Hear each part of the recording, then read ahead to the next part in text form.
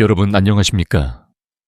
오늘 우리 사회를 큰 충격에 빠뜨린 박나래 씨의 경찰 출석 소식과 그 뒤에 숨겨진 연예계의 어두운 이면을 심층 분석해 보고자 합니다. 화려한 조명 아래서 우리에게 웃음을 주던 이들의 이면에 도대체 어떤 일이 벌어지고 있었던 것일까요? 박나래 씨는 현재 단순한 의혹을 넘어 피고소인 신분으로 조만간 경찰 조사를 받게 될 예정입니다. 이번 사태는 그녀의 전 매니저가 제기한 갑질 폭로에서 시작되었지만 이제는 그 불길이 걷잡을 수 없이 번져주사 이모라고 불리는 비의료인의 불법 투약 의혹으로까지 확대되었습니다.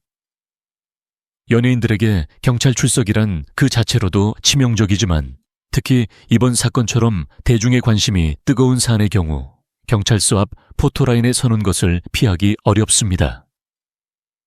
비공개 조사를 요청할 권리가 사실상 보장되지 않는 상황에서 박나래 씨는 수많은 취재진 앞에서 자신의 입장을 밝혀야 하는 절체절명의 순간을 맞이하게 될 것입니다. 과거 지드래곤 씨가 당당하게 출석하여 무혐의를 입증했던 사례처럼 그녀 또한 결백을 증명할 수 있을까요? 아니면 대다수의 연예인들이 그러하듯 고개를 숙인 채 침묵하며 들어서게 될까요?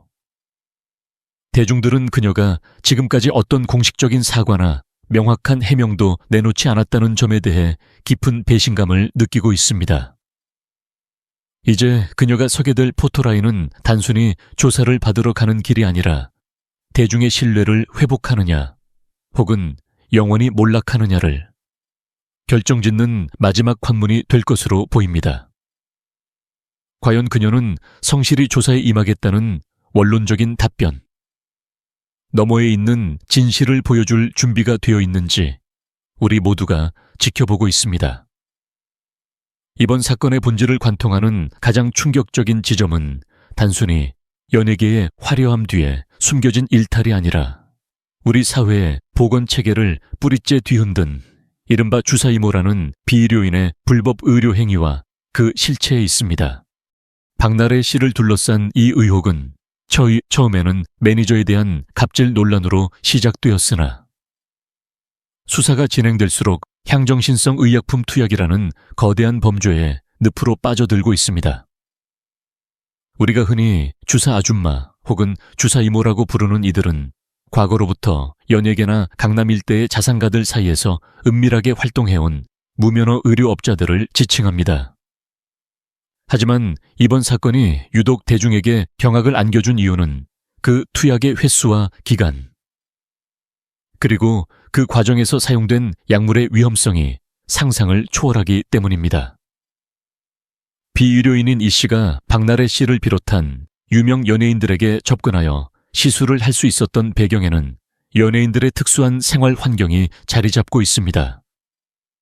불규칙한 촬영 일정과 대중의 시선을 피해야 하는 압박감 속에서 병원을 직접 방문하기보다는 비밀이 보장되는 자택이나 차량 내에서 시술받기를 원하는 심리를 교묘히 파고든 것입니다. 그러나 문제는 이 씨가 의사 면허가 전혀 없는 비의료인이었다는 사실입니다. 의학적 지식이 전무한 상태에서 정맥 주사를 놓거나 약물을 혼합하는 행위는 그 자체로 살인 미수에 가까운 위험한 행위입니다. 그럼에도 불구하고 박나래 씨 측은 해당 인물이 전문가인 줄 알았다는 해명을 내놓고 있지만 과연 수년간 수많은 주사를 맞으면서 단 한 번도 의구심을 갖지 않았다는 것이 상식적으로 납득이 가는 일인지 대중은 묻고 있습니다. 더욱 파장이 커지는 대목은 투약된 약물의 종류입니다. 전 매니저들의 폭로와 수사 과정에서 드러난 정황에 따르면 단순히 피로 회복을 위한 영양제 수준이 아니었습니다. 우리 사회에서 엄격히 통제하고 있는 향정신성 약물, 즉 마약류로 분류될 수 있는 성분들이 포함되어 있었다는 의혹이 제기된 것입니다. 특히 의료계 관계자들은 의사조차 투약 기록을 꼼꼼히 남겨야 하는 약물들이 어떻게 비의료인의 손을 통해 유출되어 연예인의 집까지 배달될 수 있었는지에 대해 경악을 금치 못하고 있습니다. 이는 명백한 의료법 위반이자 마약류 관리에 관한 법률 위반으로 이어질 수 있는 중대한 사안입니다.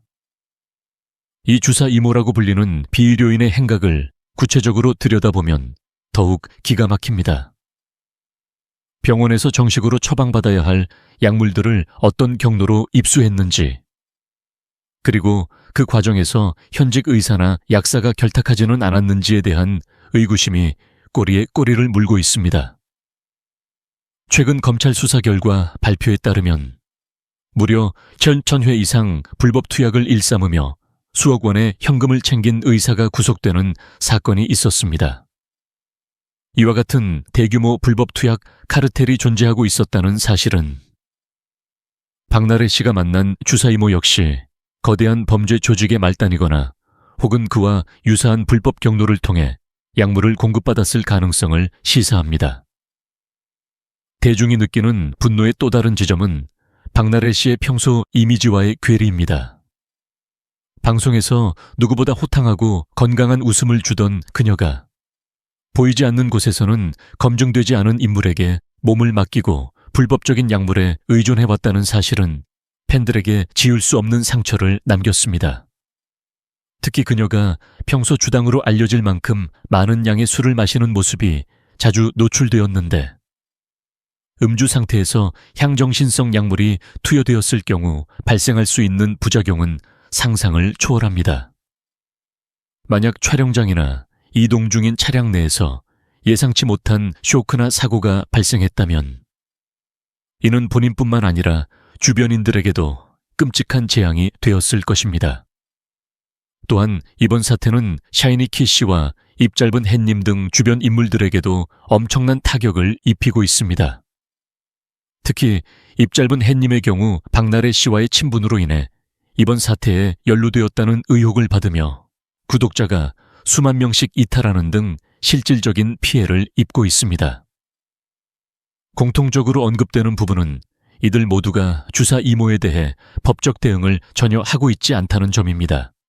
보통 자신이 피해자라고 생각한다면 자신을 속인 비의료인에 대해 강력한 고소고발을 진행하는 것이 상식적이지만 이들이 침묵으로 일관하고 있다는 사실은 무언가 말하지 못할 사정이 있거나 혹은 본인들도 불법성을 인지하고 있었던 것이 아니냐는 합리적 의심을 키우고 있습니다.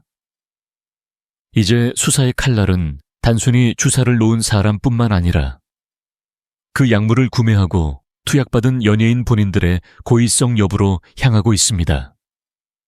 박나래 씨가 조만간 경찰에 출석하여 포토라인에 서게 된다면 대중은 그녀의 입에서 나올 죄송합니다라는 말보다 진실한 고백을 원할 것입니다. 1.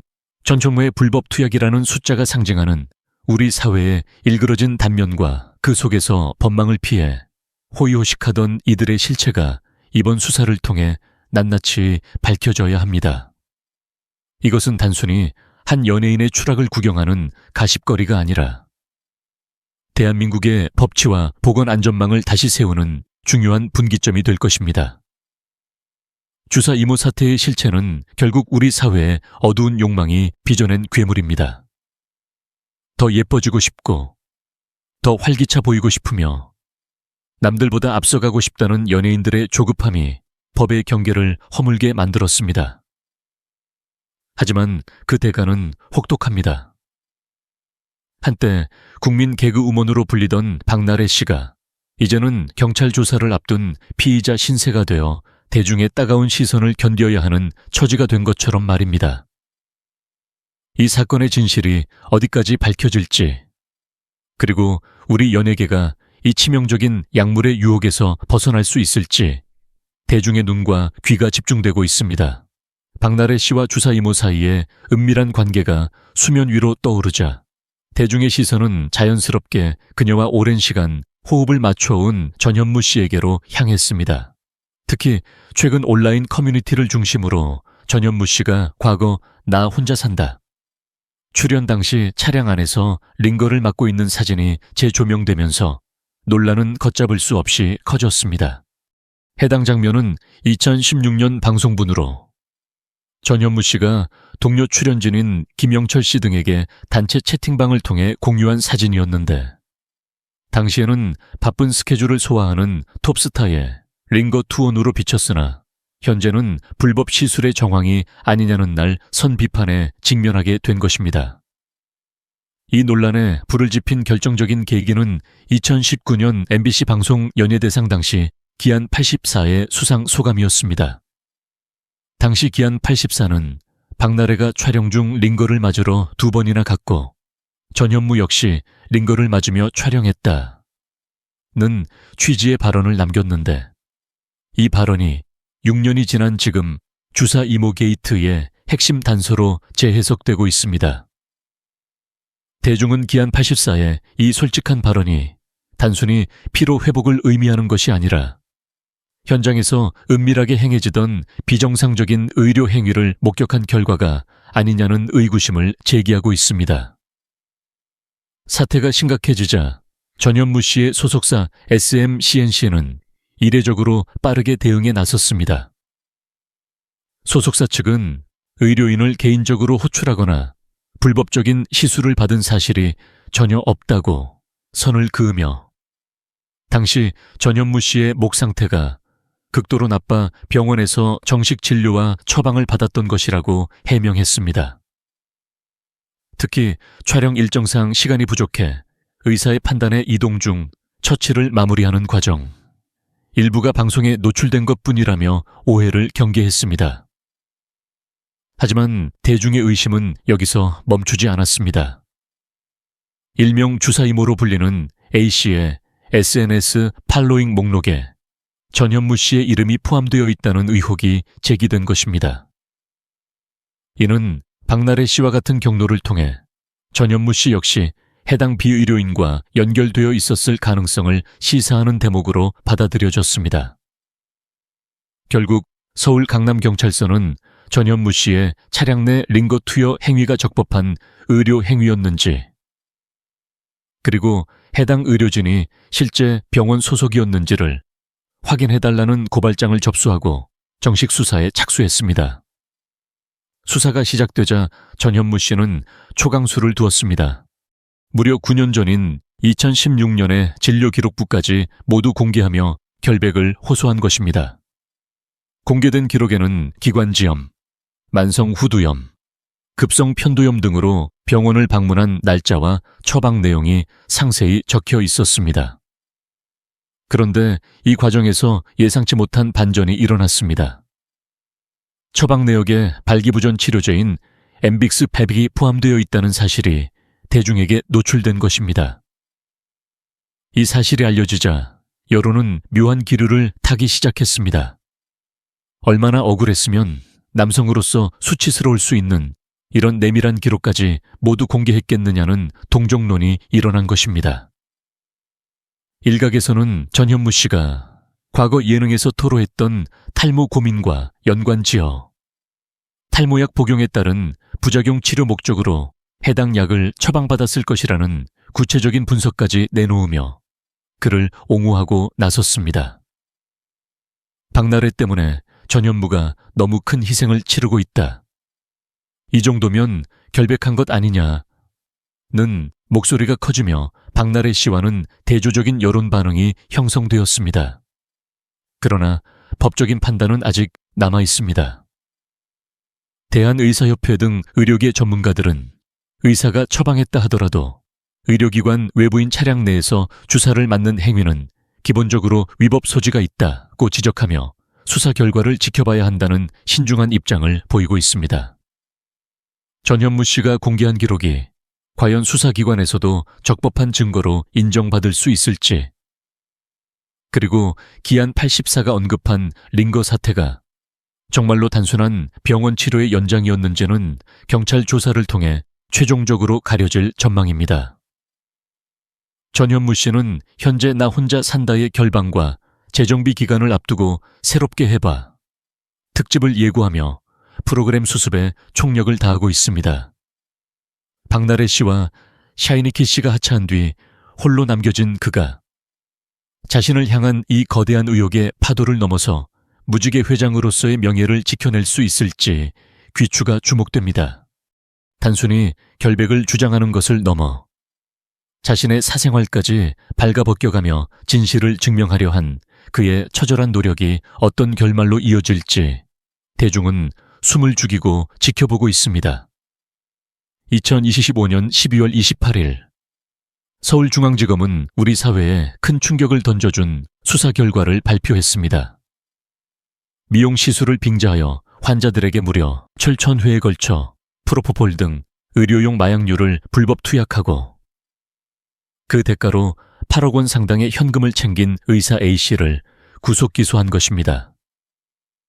검찰은 올 한 해 동안만 의사 3명, 약사 1명, 유통사범 17명 등 총 41명을 입건하며 의료계 내부에 깊숙이 뿌리 내린 마약 카르텔을 정조준했습니다. 이 사건이 박나래 씨의 주사 이모 논란과 맞물리며 나비 효과를 일으키는 이유는 명확합니다. 구속된 의사 A씨의 병원에서는 프로포폴 투약의 대가로 현금 다발은 물론 명품 가방까지 오갔으며 심지어 투약자 중 17명의 젊은이가 우울증 심화로 사망하는 비극까지 발생했습니다. 이러한 엄중한 시기에 박나래 씨가 비의료인인 이른바 주사 이모에게 정체불명의 주사를 맞았다는 의혹은 대중에게 단순한 피로회복이 아닌 불법 약물 오남용의 연장선으로 읽힐 수밖에 없는 상황입니다. 검찰은 이번 단속을 통해 의료용 마약 전문 수사팀을 2개 팀으로 확대 개편하며 강도 높은 수사를 예고했습니다. 특히 대리 처방이나 비대면 처방이 금지된 향정신성 의약품인 클로나제팜과 전문 의약품 트라조돈 등이 주사 이모를 통해 유통된 정황이 포착되면서 수사기관은 이 약물들이 어떤 경로로 비의료인의 손에 들어갔는지 집중적으로 들여다보고 있습니다. 만약 박나래 씨에게 주사를 놓아준 이 씨가 구속된 의사 A 씨와 같은 불법 공급책으로부터 약물을 조달받았다면 이는 단순 의료법 위반을 넘어 조직적 마약 범죄 공모 혐의로 번질 수 있는 중차대한 국면입니다. 대한의사협회 또한 이례적으로 강경한 입장을 내놓았습니다.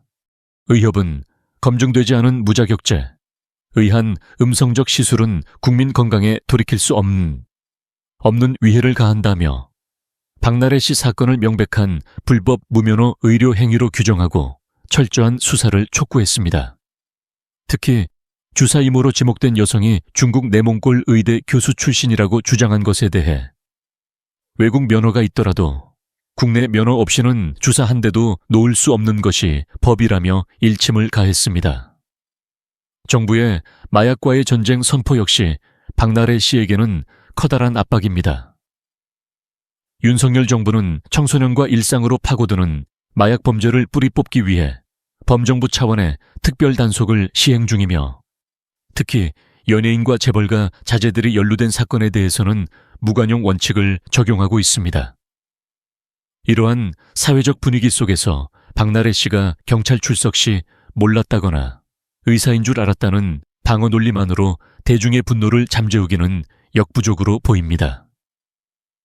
불법 투약으로 8억 원을 챙긴 의사의 구속은 연예계에 숨어든 그림자 진료의 종말을 고하는 신호탄입니다. 박나래 씨가 맞았다는 주사가 정말 단순 영양제였는지 아니면 진료원 낸 회투약 의사가 뿌린 치명적인 유혹의 일부였는지는 이제 경찰의 정밀 수사를 통해 포토라인 앞에서 증명되어야 할 것입니다. 한때 웃음을 주던 연예인이 범죄 통계의 한 줄로 기록될지 아니면 억울한 누명을 벗고 돌아올지 대한민국이 이 나비 효과의 끝을 주목하고 있습니다. 박나래 씨가 전 매니저와의 법적 분쟁과 주사 이모 논란으로 활동 중단을 선언하자 연예계는 즉각적인 마비 상태에 빠졌습니다. 그녀가 9년간 고정 출연하며 상징적인 존재로 자리 잡았던 MBC 나 혼자 산다는 말 그대로 직격탄을 맞았습니다. 제작진은 최근 공개한 단체 사진에서 박나래 씨의 흔적을 완전히 지워냈고 방송 오프닝 역시 그녀가 빠진 채 애써 밝은 분위기로 시작했으나 대중의 반응은 싸늘하기만 합니다. 나 혼자 산다는 결국 새해 첫 주 휴방이라는 고육지책을 선택했으며 1월 9일에야 새롭게 해봐라는 특집명으로 겨우 방송을 재개할 예정입니다. 이 도미노의 다음 칸은 샤이니의 키씨였습니다. 키씨는 지인의 추천으로 문제의 인물에게 왕진을 받은 사실을 인정하며 현명하게 주변을 돌아보지 못해 죄송하고 부끄럽다는 자필 사과문과 함께 모든 방송에서 하차했습니다. 톱 아이돌로서의 명예에 큰 흠집이 난 것은 물론 고정 출연 중이던 나 혼자 산다와 놀라운 토요일 등 주요 예능 프로그램들이 줄줄이 비상 상황에 놓이게 된 것입니다. 가장 안타까운 타격은 유튜버 입짧은 햇님에게서 나타났습니다. 박나래 씨와의 친분으로 인해 이번 사태에 연루되었다는 의혹을 받게 된 그녀는 비록 본인은 의사인 줄 알았다며 무고함을 주장하고 있으나 팬들의 실망감은 수치로 증명되고 있습니다. 논란 직후 단 하루 만에 2만 명의 구독자가 증발했으며 현재까지 약 5만 명 이상의 구독자가 이탈하며 채널 운영 이래 최대 위기를 맞았습니다. 176만 명을 자랑하던 거대 채널이 순식간에 초상집 분위기로 변한 것은 연예계 인맥이 양날의 검이 될 수 있음을 보여주는 뼈아픈 사례입니다. 사태는 여기서 그치지 않고 박나래 씨의 경제적 파멸로까지 번지고 있습니다. 최근 그녀의 서울 용산구 이태원동 단독주택의 소속사 법인이 약 50억 원에 달하는 거액의 근저당을 새로 설정한 사실이 확인되었습니다. 부동산 전문가들과 법률가들은 이를 두고 광고 위약금 및 손해배상 청구에 대비한 조치라고 분석하고 있습니다. 수많은 브랜드의 얼굴이었던 그녀인 만큼 품위 유지 위반에 따른 위약금 규모가 상상을 초월할 것이라는 예측이 지배적입니다. 더불어 그녀의 1인 기획사인 엠파크웨의 실태를 둘러싼 의구심도 커지고 있습니다. 등기부상 주소지가 수차례 변경된 것은 물론 최근 등록된 주소지에는 간판조차 없었다는 사실이 알려지며 정상적인 매니지먼트가 이루어지고 있었는지에 대한 비판이 쏟아지고 있습니다. 한때 연예계의 황금 인맥을 자랑하며 승승장구하던 박나래 씨의 성챙야에 매니저 갑질과 불법 의료라는 두 개의 기둥이 무너지며 그와 연결된 모든 이들을 덮치고 있는 셈입니다. 무너진 것은 단순히 출연진의 숫자가 아닙니다. 혼자서도 잘 산다는 건강한 1인 가구의 일상을 보여주던 프로그램의 진정성과 방송에서 보여준 연예인들의 호탕한 이미지가 모두 약물과 갑질이라는 단어 아래 신기루처럼 사라졌습니다. 이 도미노가 어디서 멈출지, 그리고 이 파괴적인 연쇄 반응의 끝에 무엇이 남을지 연예계 전체가 공포 섞인 시선으로 지켜보고 있습니다. 박나래 씨의 전 매니저들이 폭로한 내용은 단순한 갈등을 넘어 현대판 주종 관계를 연상시킬 만큼 충격적이었습니다. 매니저들은 박나래 씨가 사적인 술자리에 24시간 대기하게 하며 안주 심부름을 시키는 것은 물론 파티 후 뒷정리와 가족의 잡다한 심부름까지 도맡아야 했다고 주장했습니다. 심지어 술을 마시지 않는다는 이유로 매니저에게 술잔을 던지거나 폭언을 퍼부었다는 상해 및 괴롭힘 의혹은 그녀가 방송에서 보여준 호탕하고 의리 있는 모습이 얼마나 철저히 계산된 이미지였는지를 여실히 보여주었습니다. 이러한 어두운 그림자가 짙어질수록 언론과 대중은 박나래 씨와 판이하게 다른 태도를 보여준 연예인들에게 열광하고 있습니다.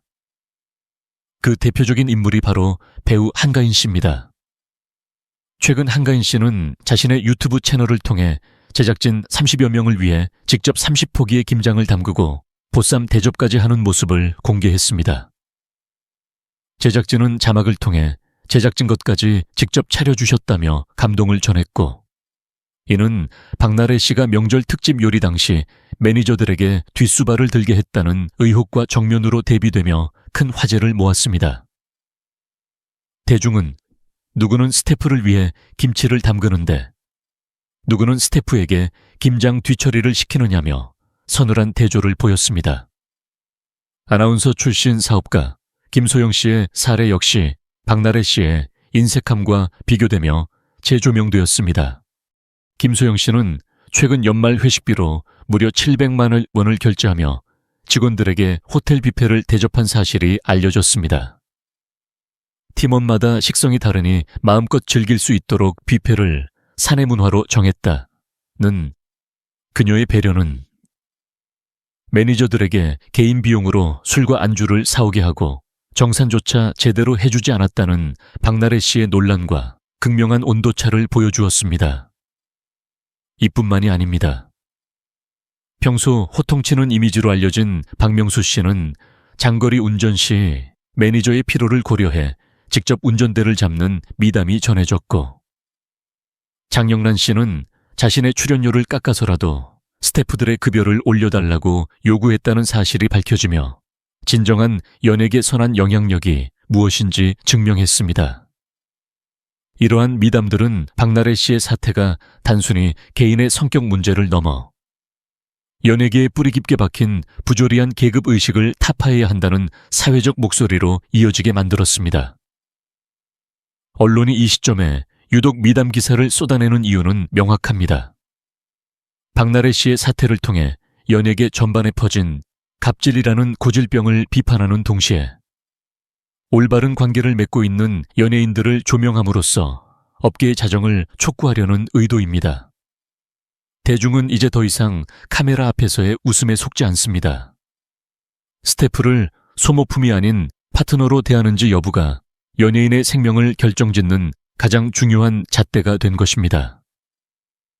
박나래 씨가 전 매니저들과 1억 원대의 손해배상 소송과 부동산 가압류라는 진흙탕 싸움을 벌이는 동안 그녀의 동료들은 진심 어린 배려로 대중의 사랑을 더욱 공고히 하고 있습니다. 나 혼자 산다의 화려한 파티, 뒤편에서 매니저들이 흘린 눈물과 한가인 씨의 식탁 앞에서 제작진이 느낀 온기 중 대중이 어느 쪽에 손을 들어줄지는 이미 자명해 보입니다. 이번 사건은 박나래 씨 개인에게는 몰락의 신호탄이지만 우리 연예계에는 진정한 인성의 가치를 다시금 일깨우는 뼈아픈 교훈이 되고 있습니다. 박나래 씨와 샤이니키 씨가 동시에 하차하며 시작된 나 혼자 산다의 위기는 이제 단순한 출연진 교체를 넘어 프로그램 자체의 폐지론으로 번지고 있습니다. 1인 가구의 진솔한 삶을 조명하며 10년 넘게 사랑받아온 이 프로그램이 뒤편에서는 매니저의 노동력을 착취하고 검증되지 않은 인물에게 불법 시술을 받는 그들만의 리그였다는 사실에 시청자들은 극심한 배신감을 토로하고 있습니다. 제작진은 논란이 된 회차의 영상을 비공개 처리하고 내부 검수 프로세스 강화를 약속하며 사태 수습에 나섰으나 이미 초심을 잃고 연예인들의 호의호식만 보여주는 방송이 되었다는 비판은 쉽게 사그라지지 않고 있습니다. 이번 사태는 비단 한 프로그램의 문제를 넘어 연예계 전체에 무거운 숙제를 던졌습니다. 화려한 스타의 삶을 유지하기 위해 행해진 비정상적인 관행들, 즉 주사 이모와 같은 음성적 의료 행위와 스태프를 향한 갑질은 더 이상 연예계의 생리라는 변명 뒤에 숨을 수 없게 되었습니다. 1. 초에 불법 투약 의사의 구속이 시사하듯 우리 사회는 이제 유명인에게 더 높은 도덕적 자아대와 법적 책임감을 요구하고 있습니다. 박나래 씨는 지난 12월 19일 밤 서울 용산경찰서에 비공개로 출석해 약 6시간 동안 조사를 받았습니다. 그녀가 경찰서 포토라인 앞에서 성실히 조사받겠다는 형식적인 답변을 넘어 자신의 잘못을 진심으로 통감하고 대중에게 신뢰를 회복할 수 있을지는 여전히 미지수입니다. 하지만 분명한 것은 이번 사건이 연예계에 깊숙이 뿌리 박힌 특권의식과 부조리를 도려내는 뼈아픈 각성의 계기가 되어야 한다는 점입니다. 진정한 스타는 대중의 사랑뿐만 아니라 함께 일하는 이들의 존중을 먹고 자랍니다. 이번 탐사 보도가 단순히 한 연예인의 추락을 기록하는 데 그치지 않고 대한민국 연예계가 더욱 투명하고 건강한 웃음을 전하는 공간으로 거듭나는 밑거름이 되기를 간절히 바랍니다.